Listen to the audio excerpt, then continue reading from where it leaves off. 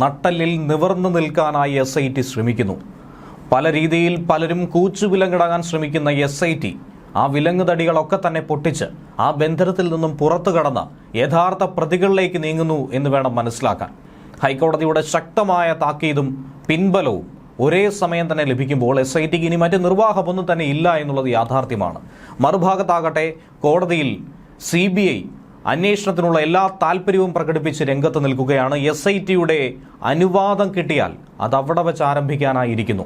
SIT എന്തായിരുന്നാലും അനുവാദം നൽകില്ല എന്നുള്ളത് യാഥാർത്ഥ്യമാണ്. പ്രത്യേകിച്ച് ഈ അന്വേഷണം ഈ ഘട്ടത്തിലൂടെ കടന്നു പോകുമ്പോൾ അതിനു മുന്നേ തന്നെ ഈ സമയപരിധി ജനുവരിയിൽ അവസാനിക്കും മുന്നേ തന്നെ വ്യക്തമായി പ്രതികളിലേക്ക് എത്തിച്ചേരുകയും യഥാർത്ഥ പ്രതികളുടെ സൂചനയെങ്കിലും തങ്ങൾക്ക് നൽകാൻ കഴിയണമെന്നുള്ള ഒരൊറ്റ ഉദ്ദേശം മാത്രമാണ് SITക്ക് മുന്നിലുള്ളത്. ഹൈക്കോടതി ഉത്തരവിന്റെ ആ ഒരൊറ്റ പിൻബലത്തിൽ SIT കളം നിറഞ്ഞാടുകയാണ്. ഉന്നതരിലേക്കൊക്കെ തന്നെ ദൈവതുല്യരിലേക്കൊക്കെ തന്നെ എത്തിച്ചേരുന്നു. ഈ ഘട്ടത്തിൽ വേണം മറ്റൊരു കാര്യം കൂടി മനസ്സിലാക്കേണ്ടത്. പത്മകുമാർ നിരവധി സൂചനകൾ ഇന്ന് പുറത്തുവിട്ടിരിക്കുകയാണ്. കടകംപള്ളി സുരേന്ദ്രൻ അടക്കം നിരവധി ആളുകളെ ചോദ്യം ചെയ്തിരിക്കുന്നു. വിജയകുമാർ വരെയുള്ളവരെ അറസ്റ്റ് ചെയ്തിരിക്കുന്നു. ഈ സാഹചര്യത്തിലാണ് വ്യക്തമായ സൂചന പത്മകുമാർ നൽകുന്നത്. ഇനിയിപ്പോൾ എന്ത് തന്നെ സംഭവിച്ചാലും അതെല്ലാം തന്നെ അയ്യപ്പൻ നോക്കിക്കോളുമെന്നാണ് പത്മകുമാർ പറയുന്നത്. ഇത്രയും അന്വേഷണം ഇതുവരെയും കൊണ്ടെത്തിച്ചത് ശബരിമല ശ്രീധർമ്മശാസ്താവാണെന്നുള്ള വിശ്വാസം എവരുടെയും മനസ്സിലുണ്ട്. ഹൈക്കോടതി മുഖേന അത്തരത്തിലുള്ള നീക്കങ്ങൾ അദ്ദേഹം നടത്തിപ്പോന്നു എന്ന് തന്നെയാണ് ഭക്തരായിട്ടുള്ള ലക്ഷക്കണക്കിന് ആളുകൾ വിശ്വസിക്കുന്നത്. ശബരിമല സ്വർണ്ണക്കൊള്ളക്കേസിൽ റിമാൻഡ് കാലാവധി അവസാനിച്ചതിനെ തുടർന്ന് ഇന്ന് കൊല്ലം വിജിലൻസ് കോടതിയിൽ പത്മകുമാറിനെ എത്തിച്ചിരുന്നു. ആ ഘട്ടത്തിലാണ് ഇത്രയും നോക്കിയെങ്കിൽ ഇനി മുന്നോട്ടും അയ്യപ്പൻ തന്നെ ഇതെല്ലാം നോക്കുമെന്നുള്ള തുറന്നു പറച്ചിൽ പത്മകുമാർ നടത്തിയത്. അദ്ദേഹത്തിന്റെ പ്രതികരണത്തിനുള്ളിൽ ഒരുപാട് അർത്ഥതലങ്ങൾ ഒളിപ്പിച്ചു വെച്ചിരിക്കുന്നുവെന്ന് വേണം മനസ്സിലാക്കാൻ. കോടതി ഇന്നാകട്ടെ വീണ്ടും 14 ദിവസത്തേക്കാണ് പത്മകുമാറിനെ റിമാൻഡ് ചെയ്തിരിക്കുന്നത്. ദൈവതുല്യരായ പലരും പിന്നിലുണ്ട് എന്ന് പറഞ്ഞിരുന്നു. ആരാണത് എന്ന ചോദ്യത്തിന് അവരൊന്നും വേട്ടനായ്ക്കളല്ല എന്നുള്ള മറുപടി പറഞ്ഞാണ് പത്മകുമാർ അവസാനിപ്പിച്ചത്. പ്രതികളെല്ലാം പത്മകുമാറിന്റെ പേരാണ് പറഞ്ഞിരിക്കുന്നത് എന്നുള്ള ഒരു സൂചന കൂടി പത്മകുമാറിന് കൊടുത്തപ്പോൾ അതൊക്കെ ഇനി അയ്യപ്പൻ നോക്കിക്കോളുമെന്നാണ് പത്മകുമാറിന്റെ മറുപടി. ഇനി കടകംപള്ളി സുരേന്ദ്രനാണോ ഈ പറഞ്ഞ ദൈവതുല്യൻ എന്ന ചോദ്യം ഉന്നയിച്ചപ്പോൾ ശവന്തീനികളല്ലെന്നായിരുന്നു അതിനുള്ള ഉത്തരവും. റിമാൻഡ് കാലാവധി അവസാനിച്ചതിനെ തുടർന്ന് ചൊവ്വാഴ്ച കൊല്ലം വിജിലൻസ് കോടതിയിൽ എത്തിച്ചപ്പോഴാണ് പത്മകുമാർ അവിടെയും ഇവിടെയും തൊടാതെ കുറിക്കുകൊള്ളുന്ന മറുപടി പറഞ്ഞുകൊണ്ട് കാര്യങ്ങൾ ബോധ്യപ്പെടുത്തിയത്. 40 ദിവസം പിന്നിട്ടിരിക്കുന്നു പത്മകുമാർ ജയിലിലായിട്ട്. പലവിധ കാര്യങ്ങൾ ഉന്നയിച്ചിട്ട് പോലും ഇതുവരെയും പുറത്തുവിടാനായി കോടതി തയ്യാറാകുന്നില്ല. അന്വേഷണ സംഘമാകട്ടെ തലങ്ങും വിലങ്ങും ചോദ്യം ചെയ്യുന്നു, പത്മകുമാറിനെ പരിപ്പിളക്കുന്നു. ഈ സാഹചര്യത്തിലാണ് ഏറ്റവും ഒടുവിൽ താൻ ഒറ്റയ്ക്കല്ല, തന്റെ ഒപ്പമുണ്ടായിരുന്ന എല്ലാവരും ചേർന്നാണ് ഈ കൊടും പാതകത്തിന് തന്നെ നയിച്ചത് എന്നുള്ള തുറന്നു പറച്ചിൽ, കരച്ചിൽ നടത്തിയത്. എന്നാൽ കോടതിയാകട്ടെ ഇതിൽ ഒരു തരത്തിലുള്ള ദയാദാക്ഷിണ്യവും ഈ മുതലക്കണ്ണീരിന് മുന്നിൽ കാട്ടിയില്ല എന്ന് സാരം. കേസ് പരിഗണിച്ച കോടതി 14 ദിവസം കൂടി അകത്ത് കിടക്കട്ടെ, റിമാൻഡ് ചെയ്തു എന്ന് തന്നെയാണ് വ്യക്തമാക്കുന്നത്. ഇനി പ്രതിയുടെ ജാമ്യാപേക്ഷ ജനുവരി 7-നാണ് പരിഗണിക്കുന്നത്. അങ്ങനെ 50 ദിവസം പത്മകുമാർ ജയിലിൽ കിടക്കുമെന്ന് സാരം. പത്മകുമാറിന്റെയും സ്വർണ്ണ വ്യാപാരി ഗോവർദ്ധന്റെയും ജാമ്യാപേക്ഷ അവധിക്കാലം കഴിഞ്ഞ് തന്നെയാണ് ഹൈക്കോടതി പരിഗണിക്കാൻ വേണ്ടി മാറ്റിവെച്ചിരിക്കുന്നത്. ഹർജി എടുത്തപ്പോൾ തന്നെ ഈ കേസുമായി ബന്ധപ്പെട്ട് പ്രധാനപ്പെട്ട പരാമർശങ്ങൾ തന്നെയാണ് കോടതി മുന്നോട്ട് വെച്ചത്. കേസിൽ പ്രത്യേക അന്വേഷണ സംഘത്തിനുള്ള വിമർശനം ഉന്നയിച്ചുകൊണ്ട് തന്നെയാണ് മുന്നോട്ട് പോയത്.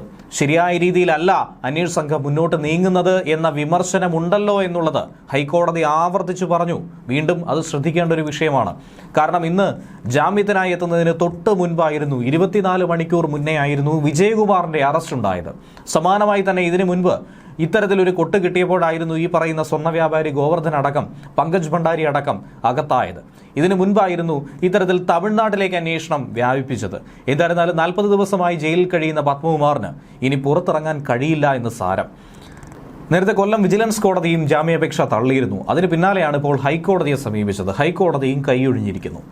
അതേസമയം സ്വർണ്ണക്കൊള്ള കേസിൽ ഈ പറഞ്ഞതുപോലെ മുൻ ദേവസ്വം മന്ത്രി കടകംപള്ളി സുരേന്ദ്രന്റെ മൊഴിയെടുത്തതിന് ശേഷം കടകംപള്ളി മാധ്യമങ്ങളോടൊരു പ്രതികരണം നടത്തിയിരിക്കുകയാണ്. SIT മൊഴി രേഖപ്പെടുത്തിയെന്നത് അദ്ദേഹം ശരിവെക്കുന്നുണ്ട്. കഴിഞ്ഞ ശനിയാഴ്ചയായിരുന്നു SIT കടകംപള്ളിയുടെ മൊഴിയെടുത്തത്. കേസുമായി ബന്ധപ്പെട്ട് പ്രത്യേക അന്വേഷണ സംഘം തന്നെ ചോദ്യം ചെയ്തു എന്ന കാര്യം സ്ഥിരീകരിക്കുന്നുണ്ട് കടകംപള്ളി. ഒരു മന്ത്രി എന്ന നിലയിൽ, മുൻ മന്ത്രി എന്ന നിലയിൽ തനിക്ക് അറിയാവുന്നതൊക്കെ തന്നെ പറഞ്ഞിട്ടുണ്ട്. തൻ്റെ ഉത്തരവാദിത്തമാണ് അറിയാവുന്നതൊക്കെ തന്നെ അന്വേഷണ സംഘത്തോട് വിശദീകരിക്കുക എന്നുള്ളത്. ഉണ്ണികൃഷ്ണൻ പോറ്റിയെ തനിക്കറിയാം, അക്കാര്യം എതിർക്കുന്നില്ല എന്നുള്ളത് കടകംപള്ളി SITയോട് തുറന്ന് സമ്മതിച്ചിട്ടുണ്ട്. തന്നോട് ചോദിച്ച എല്ലാ ചോദ്യങ്ങൾക്കും താൻ അത്തരത്തിൽ മറുപടി നൽകിയിട്ടുണ്ട്. സ്വർണ്ണക്കൊള്ള കേസുമായി ബന്ധപ്പെട്ട ഏറ്റവും നിർണായകമായ ഒരു ചോദ്യം ചെയ്യൽ കൂടിയാണ് ഈ 40 ദിവസത്തിന് ശേഷം ഇപ്പോൾ നടന്നിരിക്കുന്നത്. ഇത്രയും നാൾ എന്തുകൊണ്ട് കടകംപള്ളിയിലേക്ക് എത്തിയില്ല എന്ന ചോദ്യം അടക്കം ഉയരുന്നു. പത്മകുമാർ കഴിഞ്ഞാൽ പിന്നീടുള്ളത് കടകംപള്ളി അല്ലേ എന്ന് പലരും ചൂണ്ടിക്കാട്ടിയിരുന്നു. പക്ഷേ തദ്ദേശ തിരഞ്ഞെടുപ്പും മറ്റു വിഷയങ്ങളും ഒക്കെ തന്നെ ഉള്ളതുകൊണ്ട് അതിനുശേഷമാകാം ചോദ്യം ചെയ്യൽ എന്ന നിലയിലേക്ക് ഈ പ്രത്യേക അന്വേഷണ സംഘവും ഈ രാഷ്ട്രീയ സാഹചര്യം കണക്കിലെടുത്തുകൊണ്ട് മാറിയോ എന്ന ആക്ഷേപം ഇതിനോടകം തന്നെ കോൺഗ്രസ് BJP നേതാക്കൾ ഉയർത്തിയിട്ടുണ്ട്. കഴിഞ്ഞ ശനിയാഴ്ചയാണ് 2 മണിക്കൂർ നേരം നീണ്ടുനിന്ന ചോദ്യം ചെയ്യലുണ്ടായത്. 2019 സംഭവിച്ച കാര്യങ്ങളാണ് SIT സംഘം ചോദിച്ചറിഞ്ഞത്. സ്വർണം പൂശാനായി ബോർഡ് അപേക്ഷ നൽകിയിട്ടില്ലെന്നും കടകംപള്ളി തന്നെ പറയുന്നുണ്ട്. സ്വർണം പൂശിയ കാര്യമാകട്ടെ ബോർഡ് സർക്കാരിനെ അറിയിച്ചിട്ടുമില്ല. മന്ത്രി എന്ന നിലയിൽ അതിനെക്കുറിച്ച് തനിക്ക് അറിവുണ്ടായിരുന്നില്ല എന്ന് പറഞ്ഞുകൊണ്ടാണ് കടകംപള്ളി കൈയൊഴിയുന്നത്. ശബരിമലയിലെ ഒരു ഭക്തനെന്ന നിലയിലും സംഭാവനകൾ നൽകിയ വ്യക്തി എന്ന നിലയിലുമാണ് ഉണ്ണികൃഷ്ണൻ പോറ്റിയെ തനിക്ക് പരിചയം. അതല്ലാതെ മറ്റു പരിചയമില്ല എന്നാണ് കടകംപള്ളി അന്വേഷണ സംഘത്തോട് പറഞ്ഞിരിക്കുന്നത്. ഇതിനോടകം തന്നെ കടകംപള്ളിയും ഉണ്ണികൃഷ്ണൻ പോറ്റിയും ഒന്നിച്ചിരിക്കുന്നതും സൊറ പറയുന്നതുമായി ബന്ധപ്പെട്ട ഒട്ടനവധി ചിത്രങ്ങൾ സമൂഹ മാധ്യമങ്ങളിൽ പ്രചരിക്കുകയാണ്. അപ്പോൾ വെറുമൊരു പരിചയമെന്ന് പറഞ്ഞ് ഒഴിഞ്ഞു മാറാൻ കടകംപള്ളിക്ക് കഴിയില്ല. അപ്പോഴാണോ പരിചയമില്ല എന്ന് പറയുന്നത്? കഴിഞ്ഞ ശനിയാഴ്ചയാണ് കടകംപള്ളിയെ ചോദ്യം ചെയ്തതെങ്കിലും വാർത്തയാകട്ടെ ഇന്നാണ് പുറത്തു വരുന്നത്. SIT നേരിട്ട് കണ്ട് മൊഴി രേഖപ്പെടുത്തിയിട്ടുണ്ടായിരുന്നു. കടകംപള്ളിക്ക് പുറമെ ദേവസ്വം ബോർഡ് മുൻ പ്രസിഡന്റായിട്ടുള്ള PS പ്രശാന്തിൽ നിന്നും SITയുടെ മൊഴി രേഖപ്പെടുത്തുന്ന നടപടി ഉണ്ടായിരുന്നു. സ്വർണ്ണക്കൊള്ള കേസിൽ അറസ്റ്റിലായിട്ടുള്ള ദേവസ്വം ബോർഡ് മുൻ പ്രസിഡന്റ് പത്മകുമാറിന്റെ മൊഴി അനുസരിച്ചാണ് അന്വേഷണ സംഘം കടകംപള്ളിയുടെ മൊഴിയും രേഖപ്പെടുത്തിയത്. തദ്ദേശ തിരഞ്ഞെടുപ്പൊക്കെ തന്നെ നേരത്തെ പറഞ്ഞതുപോലെ ഈ മൊഴിയെടുപ്പ് ഇത്രയും വൈകിച്ചു എന്ന ആക്ഷേപം ഇക്കൂട്ടത്തിൽ തന്നെ ഉയർത്തുന്നു. അതിനിടെ ശബരിമല സ്വർണ്ണക്കൊള്ള കേസിൽ SIT സംഘത്തെ കൂടുതൽ വിപുലീകരിക്കാൻ തയ്യാറെടുക്കുകയാണ്. ദിവസങ്ങൾ എണ്ണപ്പെട്ട് കഴിഞ്ഞു. അതുകൊണ്ടാണ് 2 CIമാരെ കൂടി ഉൾപ്പെടുത്തി ഈ അന്വേഷണ സംഘത്തെ കൂടുതൽ വലുതാക്കുന്നത്. ഇതോടെ SITയിൽ 10 അംഗങ്ങളായി മാറി. സംഘം വിപുലീകരിക്കണമെന്ന് SIT തന്നെ ആവശ്യപ്പെട്ടതിന്റെ അടിസ്ഥാനത്തിൽ കോടതി അതിന് അംഗീകാരം നൽകുകയും 2 CIമാരെ കൂടി ഇതിലേക്ക് ഉൾപ്പെടുത്തുകയുമായിരുന്നു. അന്വേഷണവുമായി ബന്ധപ്പെട്ട ചില വിമർശനങ്ങൾ കോടതിയുടെ ഭാഗത്തു നിന്നും നേരത്തെ കേട്ടിരുന്നു. ഇന്നും അക്കാര്യം കോടതി ഓർമ്മിപ്പിച്ചു. അന്വേഷണത്തിൽ ഒരു നിശ്ചലാവസ്ഥയുണ്ടെന്നാണ് കോടതി എടുത്തു കാട്ടിയത്. അന്വേഷണ സംഘത്തിന്റെ അലംഭാവം ചിലരിലേക്ക് എത്തിച്ചേരുന്നില്ല, ചിലതിൽ ബന്ധിക്കപ്പെട്ടിരിക്കുന്നു. ഇക്കാര്യങ്ങളൊക്കെ തന്നെ കോടതി പല ആവർത്തി ഓർമ്മിപ്പിച്ചിട്ടുണ്ടായിരുന്നു. ഇതുകൂടാതെ ജനുവരിയിൽ കോടതി നൽകിയിരിക്കുന്ന സമയപരിധി കൂടി അവസാനിക്കുന്നു. അന്വേഷണം കൂടുതൽ പേരിലേക്ക് അതുകൊണ്ട് തന്നെ വളരെ വേഗത്തിൽ വ്യാപിപ്പിക്കുകയാണ് SIT സംഘം. ഇതൊക്കെ കണക്കിലെടുത്താണ് എത്രയും വേഗത്തിൽ അന്വേഷണം പൂർത്തിയാക്കാൻ വേണ്ട ഉദ്യോഗസ്ഥരെ കൂടി SITയിലേക്ക് എടുത്തിരിക്കുന്നത്. ശബരിമല സ്വർണ്ണക്കൊള്ളയിൽ D മണി SITക്ക് മുന്നിൽ ഇന്ന് ഹാജരാവുകയും ചെയ്തിട്ടുണ്ട്. ഇയാളെ ചോദ്യം ചെയ്തുകൊണ്ടിരിക്കുകയാണ്. അറസ്റ്റ് അടക്കമുള്ള നടപടികൾ ഉണ്ടാകുമോ എന്ന ചോദ്യം അവിടെ അവശേഷിക്കുന്നു. ഈഞ്ചക്കലിലെ SIT ഓഫീസിലാണ് മണി അഭിഭാഷകർക്കൊപ്പം എത്തിയത്. ഓഫീസിൽ ആദ്യം എത്തിയതാകട്ടെ മണിയുടെ സുഹൃത്ത് ബാലമുരുകനും ഭാര്യയുമായിരുന്നു. പിന്നീടാണ് മണി എത്തിയത്. SIT സംഘത്തലവൻ S ശശിധരന്റെ നേതൃത്വത്തിലാണ് മണിയെ ചോദ്യം ചെയ്യുന്നത്. D മണിക്ക് തിരുവനന്തപുരത്ത് വെച്ച് സ്വർണ്ണ ഉരുപ്പടികൾ വിറ്റെന്ന് പ്രവാസി വ്യവസായി SITക്ക് മൊഴി കൊടുത്തു. അത് ശബരിമലയിലെ ഉരുപ്പടികളാണെന്നുള്ള അനുമാനത്തിലേക്ക് എത്തി. തനിക്ക് അതിനെക്കുറിച്ച് വിവരമുണ്ടെന്ന് അദ്ദേഹം മൊഴിയും കൊടുത്തു. അതിൽ വ്യക്തത തേടി തന്നെയാണ് ഈ ചോദ്യം ചെയ്യൽ മുന്നോട്ട് പോകുന്നത്. ശബരിമല കേസുമായി ബന്ധപ്പെട്ട് കോൺഗ്രസ് നേതാവ് രമേശ് ചെന്നിത്തലയും വിദേശ വ്യവസായി നൽകിയ മൊഴിയുടെ അടിസ്ഥാനത്തിലാണ് മണിയെയും ബാലമുരുകനെയും SIT ചോദ്യം ചെയ്യാനായി വിളിപ്പിച്ചത്. വ്യവസായി നൽകിയ നമ്പർ കേന്ദ്രീകരിച്ചുള്ള അന്വേഷണത്തിലാണ് D മണിയിലേക്ക് SIT എത്തിയത്. താൻ D മണിയോ ദാവൂദ് മണിയോ ഡയമണ്ട് മണിയോ ഒന്നും തന്നെ അല്ലെന്നാണ് അദ്ദേഹം പറഞ്ഞത്. സുഹൃത്ത് ബാലമുരുകന്റെ പേരിലുള്ള സിം ഉപയോഗിക്കുന്നു എന്നുള്ളത് മാത്രമേ ഉള്ളൂ, അതല്ലാതെ മറ്റൊന്നുമില്ല എന്നാണ് അന്വേഷണ സംഘത്തോട് ഇയാൾ പറയുന്നത്.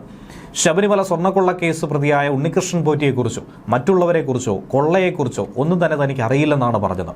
മണിയെക്കുറിച്ച് മുന്നേ ദിണ്ടുകൾ കേന്ദ്രീകരിച്ച് കൃത്യമായ അന്വേഷണത്തിനോ വിവരശേഖരണത്തിനോ SITക്ക് കഴിഞ്ഞിട്ടുണ്ടായിരുന്നില്ല.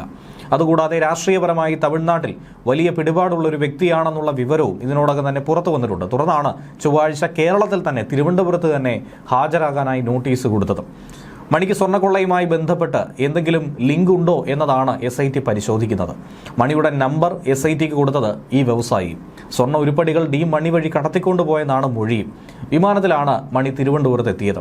ദിണ്ടുകളിൽ നിന്നും റോഡ് മാർഗം മണി പണം എത്തിച്ചു. ശബരിമലയിലെ ഉന്നതരും ഈ ഇടപാടിന് സാക്ഷിയായെന്നാണ് മൊഴി കൊടുത്തിരിക്കുന്നത്.